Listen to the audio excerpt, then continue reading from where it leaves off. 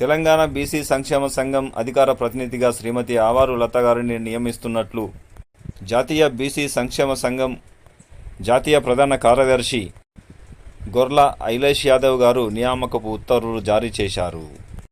శ్రీమతి ఆవారు లత గారు తెలంగాణ రాష్ట్ర స్థాయిలో బీసీల సామాజిక రాజకీయ చైతన్యం కోసం, వారి సమస్యల పరిష్కారం కోసం కృషి చేస్తున్నందున వారి సేవలను గుర్తించి బీసీ సంక్షేమ సంఘం జాతీయ అధ్యక్షులు, రాజ్యసభ సభ్యులు గౌరవ ఆర్ కృష్ణయ్య గారి ఆదేశాల మేరకు నియామక ఉత్తర్వులను జారీ చేసినట్లు తెలిపారు.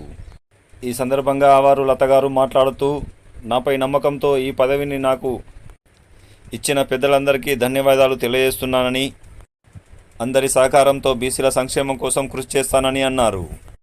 చట్టసభల్లో బీసీలకు రిజర్వేషన్ కల్పించేందుకు పోరాడతానని అన్నారు. For more updates please